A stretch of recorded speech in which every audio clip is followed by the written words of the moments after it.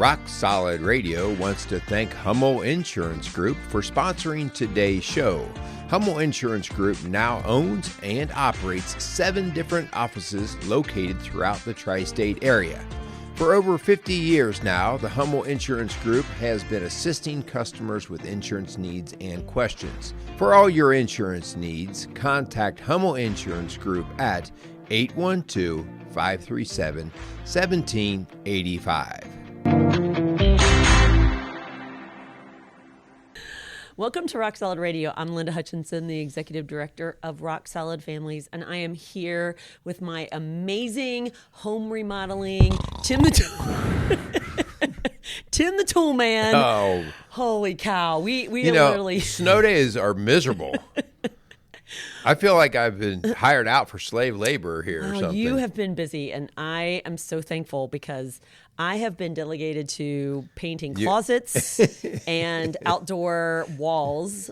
I usually gave you a stick to go play out in the backyard with. So everything we've been doing involved paint, and so I've kind of like been the cleanup crew and the chauffeur and things like that. So I appreciate you. After 16 years in the house, there's some rooms that have never been painted except for the very first time. So getting around to that already. And it's kind of like one thing led to another thing, led to another thing, led to another thing. And the worst part is I'm only halfway home. I know.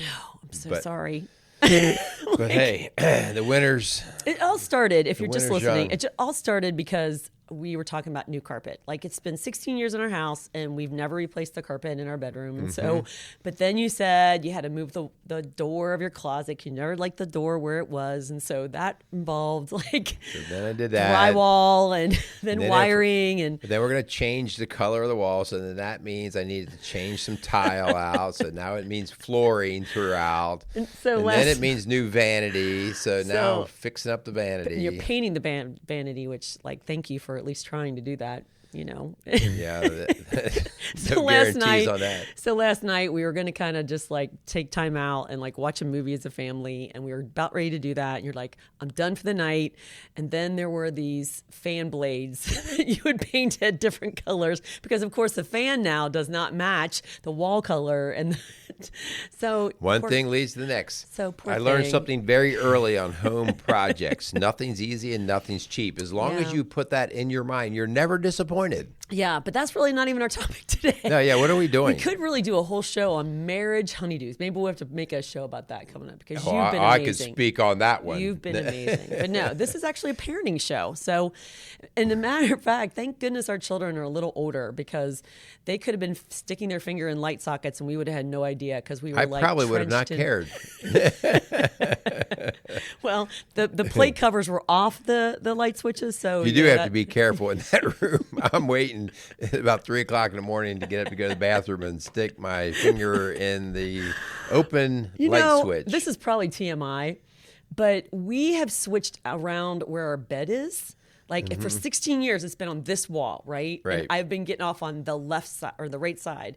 Well, we flipped the bed to a different wall. Not only did we flip the bed, but we also then flip sides because now it makes more sense for me to be on the other side. Oh my gosh. And now I haven't struggled with it at all. I have horribly. I actually woke up in the middle of the night last night to go to the restroom and I didn't even know where I was because I'm like, I'm trying not to trip over like paint rollers and stuff. And then I'm on the other side of the bed and the bed's on the different wall. It's just really You did crazy. Find the bathroom, though, right? Tell me you found the bathroom and didn't go in the closet and do. Can you tell we're a little slap happy? All right. So let's move on. Let's get into our show. We are going to do a parenting topic, and I think it's kind of long overdue. We're seeing a whole lot of that stuff coming into the office right now. So, that always kind of prompts a little bit of our conversation that Linda and I have, which is really a big kind of the origin of a lot of our shows. Like, what are we talking about? What's coming through our doors? So we have a lot of this sort of thing coming in. So let's thank a couple sponsors, and then let's just get into this. Yeah. Okay? Yeah. We want to thank Casey's Outdoor Solutions and Hummel Insurance and Maxwell Construction for their support of Rock Solid Radio. We are so thankful for these community partners who sponsor this show and really just believe in what we're doing. And so we just want to thank them. And please let them know that you appreciate their support as well. Yeah. Also, a little reminder about the Secure the Knot Marriage Retreat, or workshop, I should call it, which is on February 19th. So that last day, really, I think is like It's coming up today or something soon. But if you not call, today. it's coming really coming soon. Yeah. It's coming very soon. I believe it's February 11th. Okay, So 2022, if you're listening to the show. And the reason why we don't know exactly is because I think it could be a little bit of a gray area. It's definitely not the day before. No. But if you call or contact Bright Christian Church, which I think it's brightcc.org is the website. So go on there. And guys, this is it's a busy day, but it's a whole lot of the same kind of things that we get in our shows, but it's going to be very concentrated. It's going to be time for Q&A, which is a great opportunity for people to just bring their stuff up, and let's see if we can help. So yeah, and get on please board. do not think it's like 8 hours of us just talking. Like that sounds Oh, like Lord, Charlie Brown. I couldn't take the that. Charlie Brown teacher, wah, wah, wah, wah. Yeah. No, it is really broken up into some different sessions. It's got catered lunch and breakfast and really some time for you two to kind of do some homework and kind of unpack what we talk about. So it's a lot of breaking up, a lot of different things going on that day. So I really think you'll enjoy it. It's February 19th, 9 to 5 at Bright Christian Church in Lawrenceburg, Indiana. So if you live in the greater Cincinnati, Southeast Indiana area, we would love for you to come and join us. All right. So this leads right into a big shout out that we want to do for our upcoming program. We've been talking about this for the last at least few weeks on our show here, but we're wanting the first week of March to launch our pilot program for Rock Solid Marriages. Guys, this is going to be an incredibly awesome program where we're actually right now, the pilot, we're looking for couples, okay? And for it's going to be half price because you're part of the pilot. It's going to be intensive in the sense of what you get. You're going to be getting one-on-one coaching sessions. You're going to get weekly Q&A sessions, which will be an open Zoom type format. Plus, you'll be getting just guidelines and worksheets and things that go with it. But we go through 7 steps to build a rock solid marriage, and we're estimating it's going to take between 10 and 12 weeks or so. Like I said, this is the pilot. Right. So if we have to take more time, or you have a different sort of direction that you feel like, man, we need some help here, we're going to give you that help. Okay. Yeah.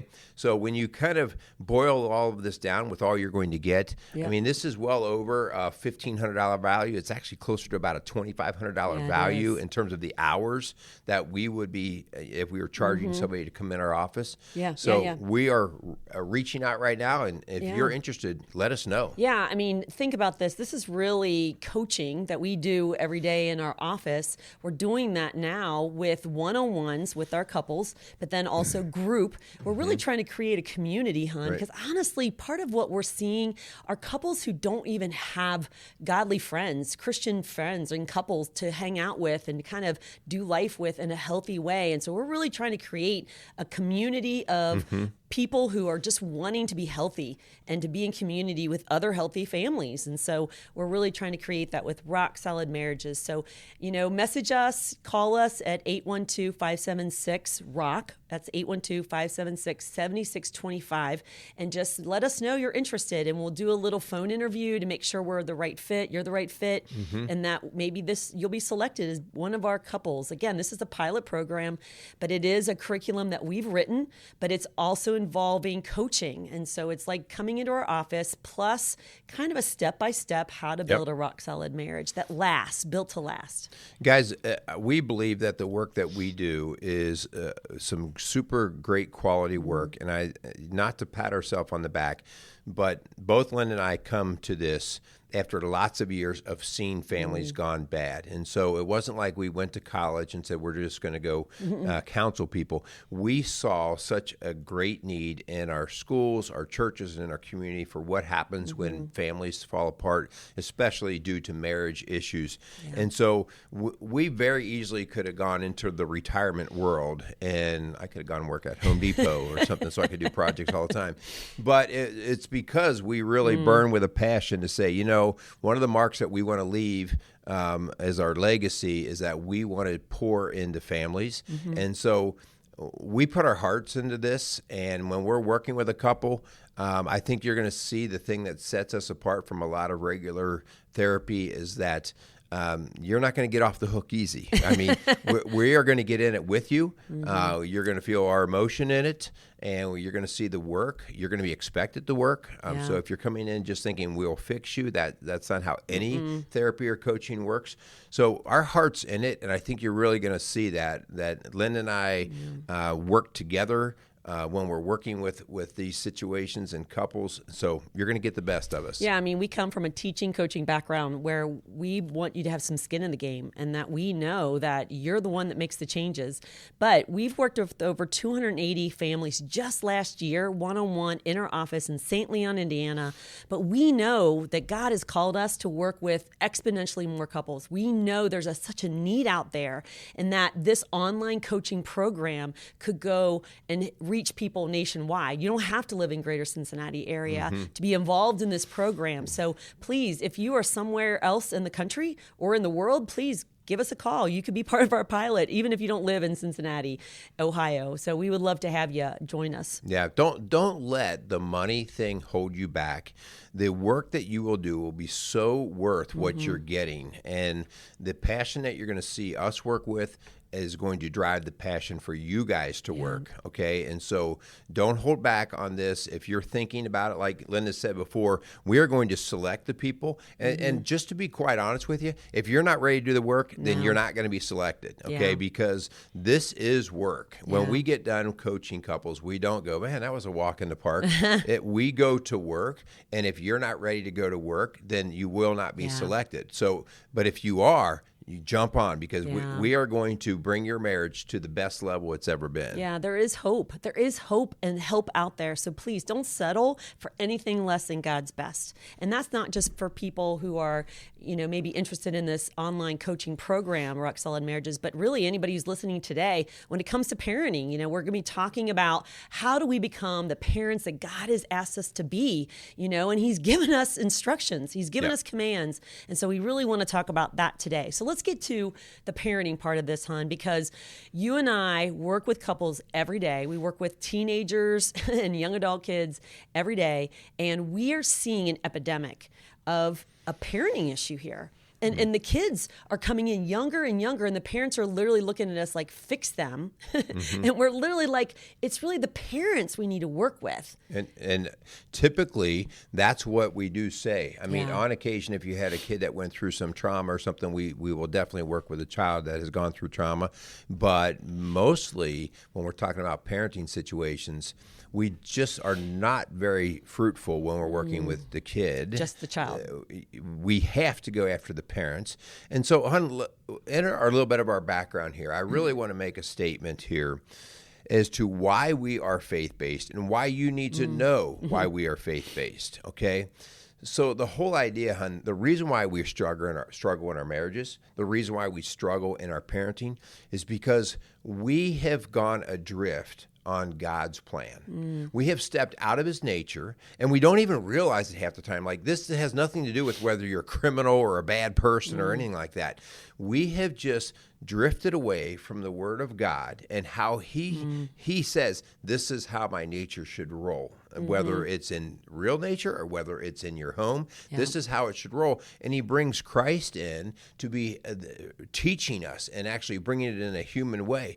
And so the reason why we know that is because any couple that we work with, we will find that they have gone to their own way, as Linda and I have as well, right? We all have that human nature that pulls us there. And the longer we stay in our way of thinking, if it doesn't coincide with God's way, it will run into problems. And so us being faith-based, you guys need to know that when you hear it, because it's not that we're going to beat you over the head with the Bible, but we are going to say, okay, well, what's God's Word say about this? Because if we don't have that, then we're going to start shooting from the hip of opinion, right? For sure. And so that really again gets to what we're talking about today is the erosion of parental authority, the really leading our home well. God has called us as mom and dad to lead our children, to know him, to follow him, to kind of be the kind of people that God's called us to be. And so we've seen this erosion, hun, and it's really kind of escalated in a really horrible way in the last, I would say, 10, 20 years. And it really has a lot to do with this collapse of parenting. And that kind of leads me to one of the books that I really have found very easy to read, but very eye-opening. And it was written by Dr. Leonard Sachs, who is a psychologist and also a family physician. And he wrote The Collapse of Parenting. And it really was disturbing in a way of really what he was saying when it comes to why is our authority being eroded? Why have we as parents kind of abdicated the role of parenting and authority in the home? And it was really kind of sad. Well, so, hon, you say we've seen this for the last 10 or 20 years.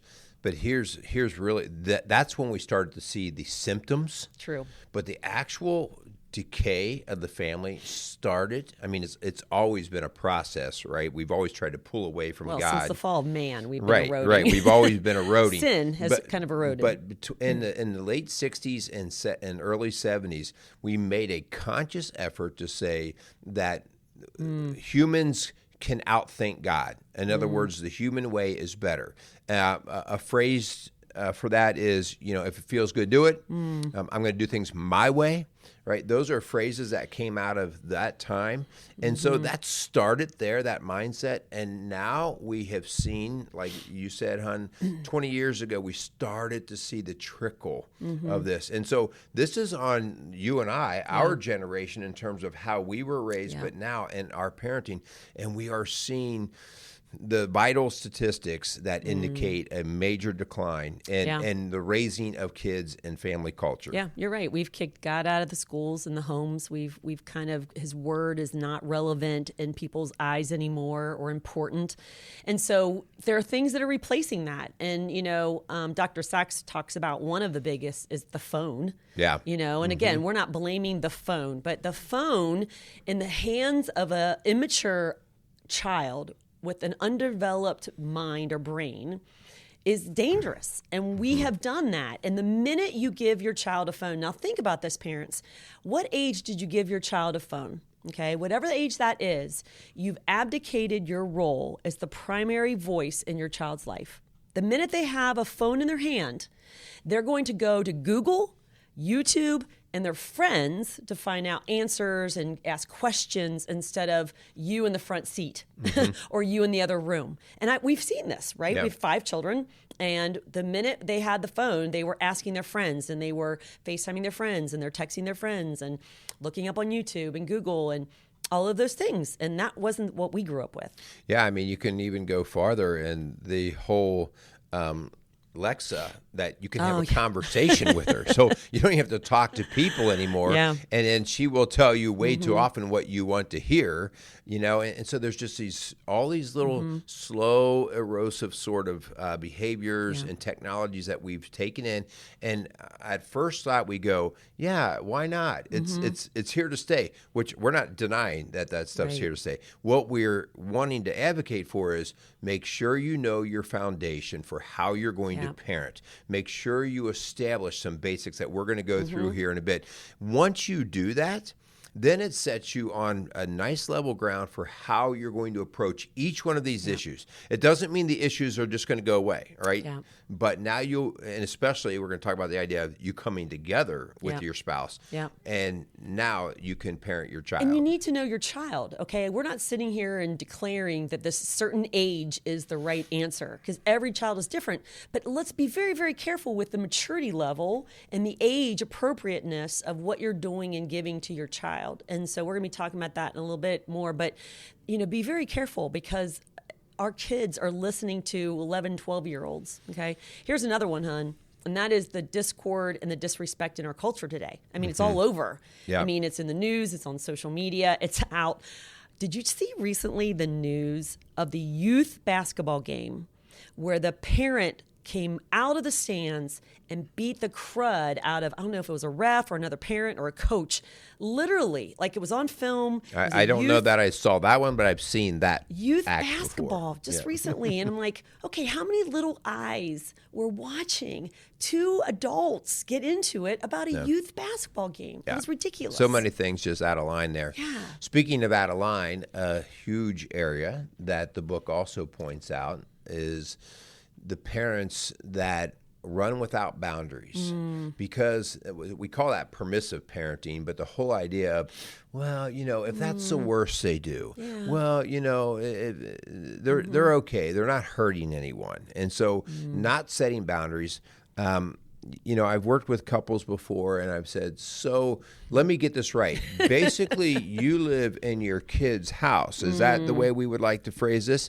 And way too often, honey, they go, that's exactly right. I feel like I'm living in my kid's house. Yeah. Like when my kid comes home from school and they're in a bad mood, everybody's on eggshells. When nobody should be on those kind of eggshells, but especially when the kid comes in, they should not be dictating how the house runs. Yeah, I mean, come on, Mom, Dad, you can say the word no.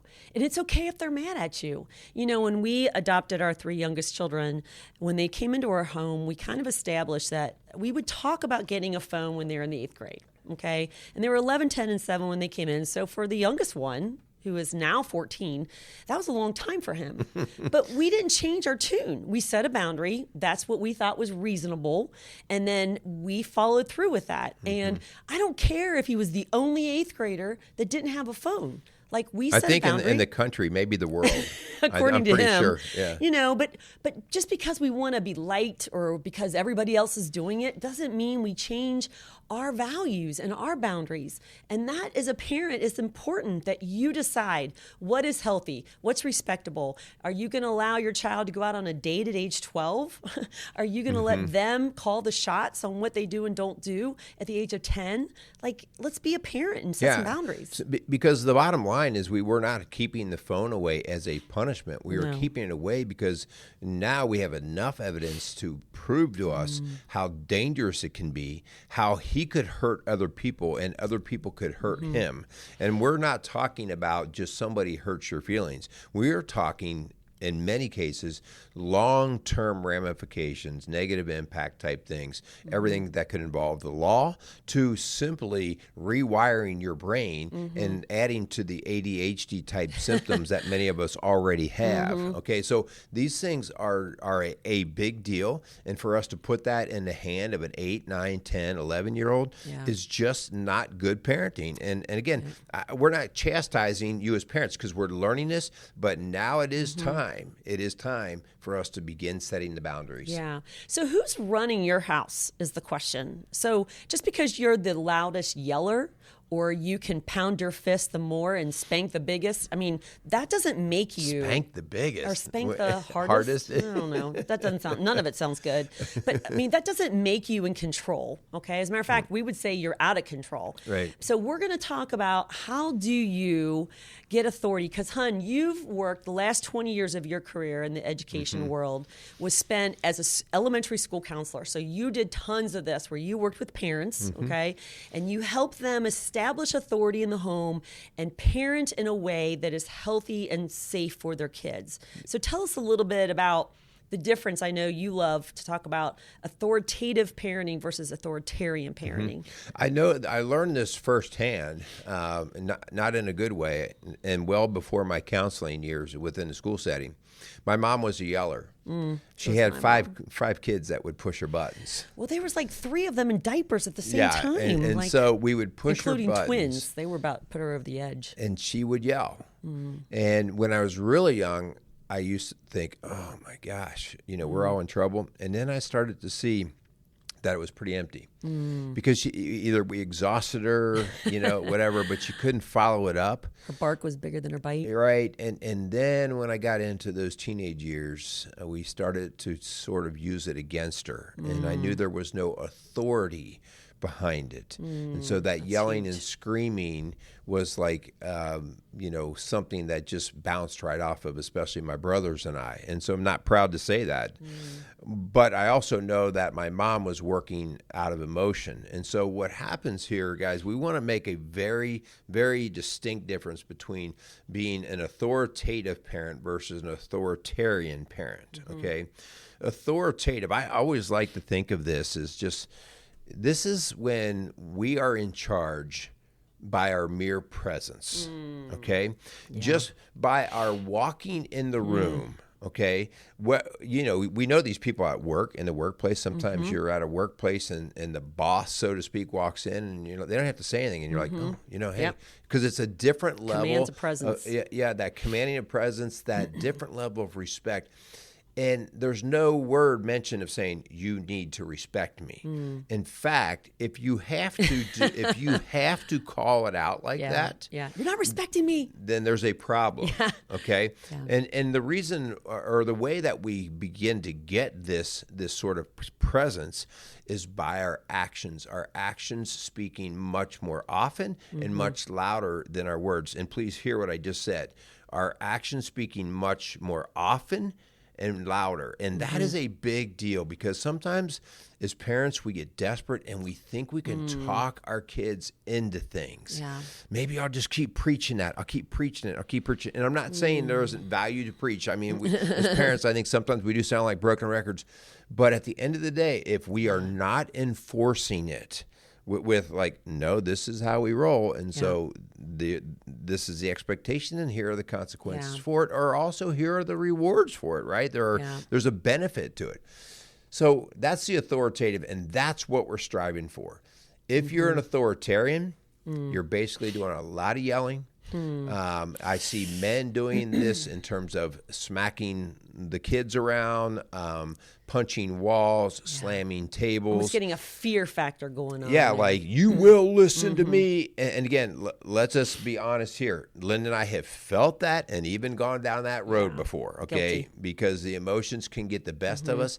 But the faster I can catch myself and back out and go, okay, no, that's not how we're going to go here, the better parent I can be. So authoritarian versus authoritative. Okay, I think I was authoritative teacher.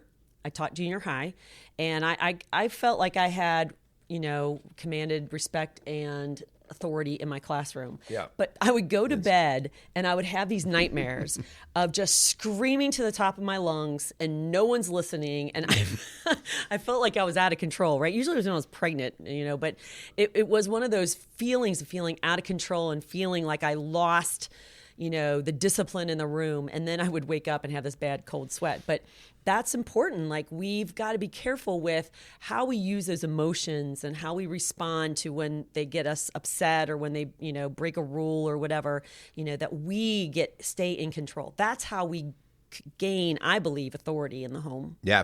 So, Hun, let's walk through. We've got like 10 basic areas that if you want to get out a piece of paper and a pen or pencil and just jot these down, because this is a little checklist, not to, if you can check the box, it makes you a great parent. But the idea of these are where we see that people can break down. But if you can reinforce and practice, like maybe you have a couple of these areas that you're like, I'm not very good at that. Hey, then hone in on that area. Yeah. Okay? So the number one, and Hun, we talk about this all the time because we're rock solid families, right? Is establish common values as parents. Have a foundation of why you do what you do. Like, what are your values? What do you stand for? What is your constitution? You always call it. What are your commandments of your home? And by the way, we would encourage you to use God's word as that foundation. But whatever that is, you decide and make sure that you've got common values as parents. Right. And so the second one then is just as you said, Hun, as parents, unified. Okay. If I come up with mine and Linda has hers, probably 90% of those just by our nature are going to be the same or in the same ballpark, but it's going to be those few that we don't quite get together on. Like, well, I don't think that's that big of a deal. I don't know if I need to go there. That right there will be the chink in the armor, the break, okay? And so it's on a lot of these things, and sometimes you won't discover that you're different on them until something goes wrong.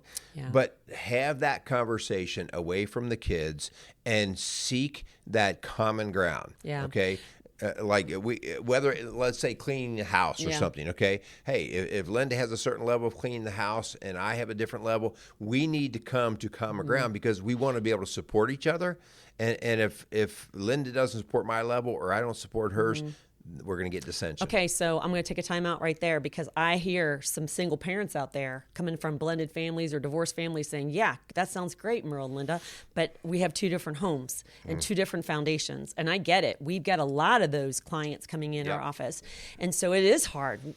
Divorce sucks. I mean, we're just going to say it. It stinks. We don't like that either. Am I going to have to edit that out? Did you just say that? Sorry. But the point is that, yes, you're right. And that's part of the problem is that there's two different foundations and value systems, and so you've got to kind of speak that out. Like if it's different and you cannot work with as co-parents, we did a co-parenting show, man, at all costs try to work something out because you will get played and that will be the chink in the armor and the problems in your home. And so if you can get on the same page, great. If not, then I would let that child know, I understand that it's different in Dad's house, but at Mom's house, this is the way we roll. And this is why.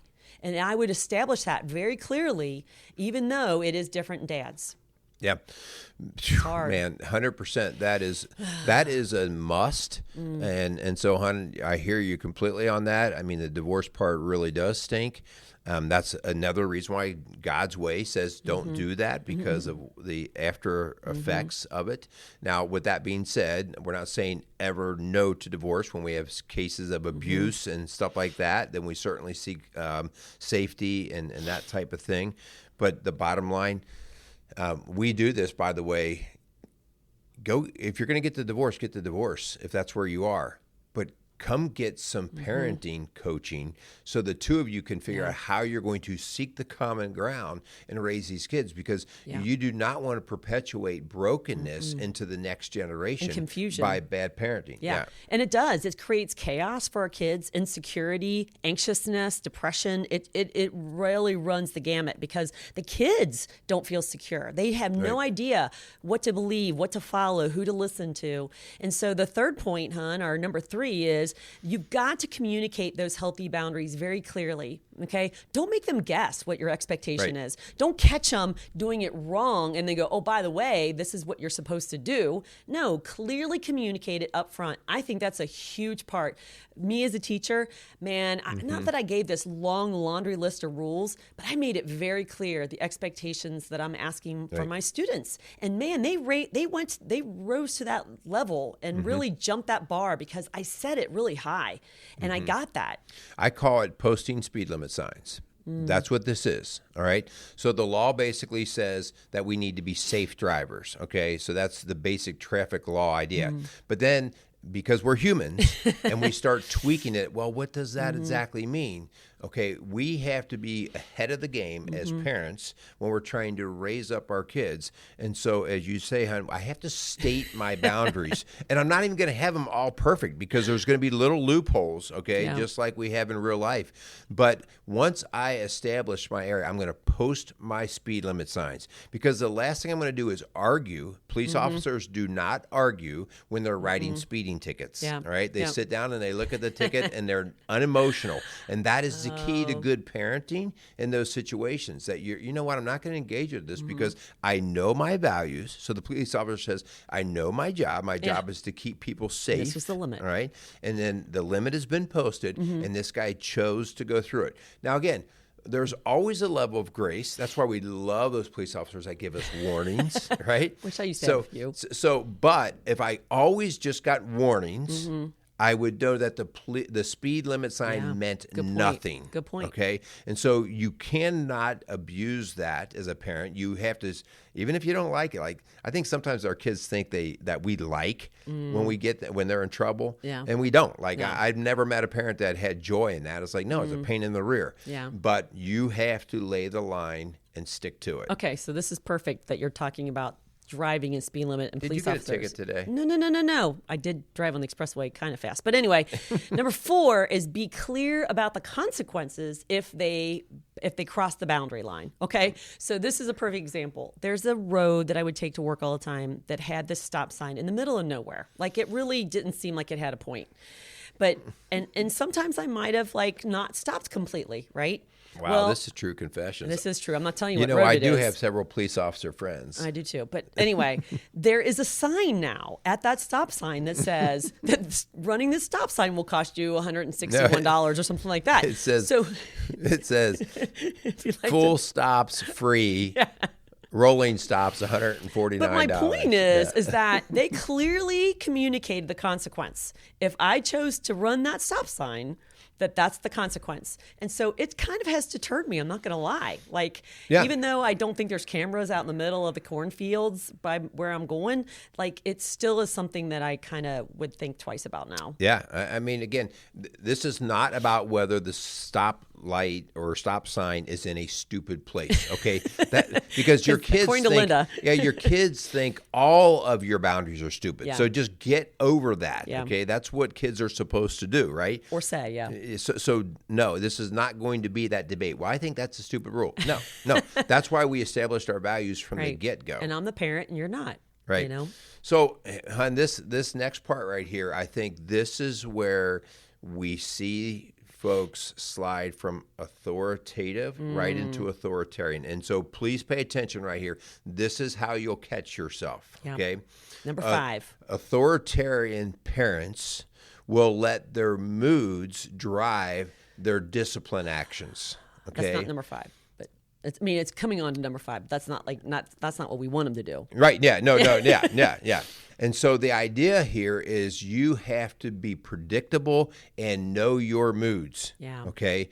And you have to understand how you react with your moods. Mm-hmm. So this would be, in my case, when I'm in a good mood and I'm being Mr. Silly around the house, the kids know they can get by with more. Right. Okay? They might call you like by your first name. Hey, Merrill. Yeah, and something like that. You know? and I'll just like laugh and bring it back. And then when I'm tired or hangry, hey, Merrill, and or something, and then I want to knock their head off. Right. and then it's like, okay, but see, part of that was on me. Mm-hmm. And again, it doesn't. We're not saying we can't have fun with our kids. What I have to do is I have to regulate and understand my mood. So if I'm like it is good.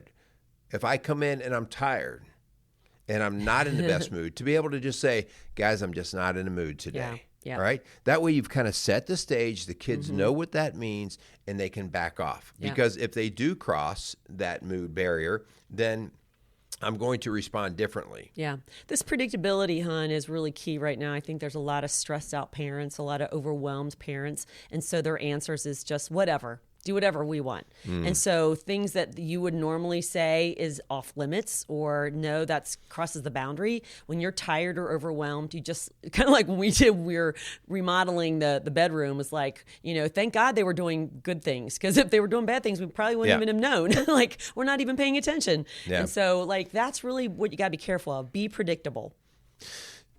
Once you're predictable with that, you got to be predictable with your follow through. Yeah, you've laid out the consequences. You've got to be consistent. We like to know in advance. So Linda and I will do this all the time. This is not something that you do one and done. We talk all the time. Maybe one of the kids gets in a little bit of trouble or something, and before we even talk to the kids about it, we get together and we say, okay, so what's the right level of consequence for this? All right. We avoid trying to blurt it out. It has happened at times because we've gone to the emotional side, but we try to avoid it. Like I'll even say, you know what, I just need to talk to mom about that and we're going to figure it out together. Yep. That doesn't mean I'm going for mom's she's going to dictate or I'm going to dictate. It means that we're going to go back and forth, and we both go, you know what? I think 2 days without the phone it would be appropriate. You know what? I think that sounds good. Okay. Yep. And then you go deliver it. Yep. But you are consistently working back and forth, Yep. and then you're delivering the consequence that is appropriate for the crime. Yeah. So that really gives your kids security. They know what to expect. And they know that these are boundary lines and that this is an expectation in your home. Another thing, hon, number 7 is really be calm. Like you said, the emotion. Do not let your emotions create this irrational behavior and these inconsistent decisions for everybody. The kid's fired up, you're fired up, the house is roaring. It's time for a timeout. Like if everybody's stoked and everybody's emotionally charged, right, there's going to be no rational conversation and no good decisions being made. So let's stay calm. Let's take a time out and regroup when things have settled down emotionally. Yeah. So this next part, boy, I'm going to step on some toes here. Oh, yeah. Okay. You are. So here's one of the things that I think bad parenting from the 80s and 90s, and this was from psychologists. Psychologists said this, that you need to explain things to your kids. You need to, they deserve that. And you know what? They do deserve that up front and early, but not often, okay? Meaning that here's what we oftentimes have found with our parents. They keep thinking they're going to talk their kids out of these sort of behaviors, okay? And they're going to explain, and they're going to explain, and they're going to explain. And they're not going to follow through. Yes, we do, like we have conversations with our kids. We say, you know what, so you don't make the grade. This is what happens. And you're going to explain why that's important, all right? But after that, you're going to kind of let it hang. Because that's just where they are in their development. And I think we sometimes think that just because our kid's gifted, right? Somebody told us that our kid is gifted, that we think that they can actually logically run that process through their mind. And we forget that their nature is self-centered, and it's supposed to be that way. They're kids, right? But I'm not going to spend a whole lot of time explaining things that they're not going to get. With that being said, and I've said this before, one of the things that I remember my dad doing, and I know for fact he never read a psychology book. I know that. No parenting books. No. Never read one. Yeah. But one of the things I clearly remember my dad doing, whether we got our little butts spanked or whatever it was, he would send us to our room afterward. Go. You need to go to your room. And we'd go there, and you'd be in that room crying and stuff. And about a half hour or so later, he would come in, and he would sit down on the bed right next to you, and he'd put his arm around you. And there was no preaching, there was no yelling, there was an expression that he loved us, and just that whole idea of, hey, now you understand why that happened. You understand that we don't do that here. But the whole idea, like I remember I couldn't wait for my dad to come back in because that showed me that he still loved me. Yeah. And that right there, that's when the explanation can come, because the emotions are calm. He's not there to try to argue with you as to why he was right and you were wrong. He's there to say, this is how this goes, but I still love you. Yeah. Right? So what I hear you say is keep the explanation short, sweet, and with love. With love, for sure. For sure. But, like I don't know how short some of those were. Well, but honestly, it is. We found that out from experience that, you can just feel like you're talking yourself to death. And it's just sometimes short and sweet, making sure they know they're loved and they're forgiven and that we're going to move on and we're not going to keep this over their head for the rest of their life. That's really important. So that's number 8. Number 9 is never negotiate with a child. Okay, I oh my gosh, it's like fingernails on a blackboard when I hear parents in the at Kroger's or in a restaurant. Well, honey, if you do this, then I'll do that, and I'm thinking, oh my gosh, where's your authority? Come on, let's not negotiate with a child. So we don't negotiate with kids. We lay down because we know the values. We set out what is going to happen. All right, because here's what we're trying to establish, Mom and Dad. Please listen to this. We are building their value system. We're building it. They don't have it. They weren't born with a value system. And so our rule here is that we don't start to allow a process of negotiating until we can start to trust the value system of the kids that honors our value system. Okay. So if in our house, our value system is that we all work for the good of the family, that we serve each other, that we honor God, whatever our values are. Okay. And if we start to see maybe by the time they're 12 or 13 or 14 or 15 or maybe 20, I don't know what it takes. But when we finally start to see that that's the value system that we see them living by, now we can start to engage in a level of negotiation. Almost mature conversation. Think of it like this. Would you negotiate with a car salesman that you knew was a crook?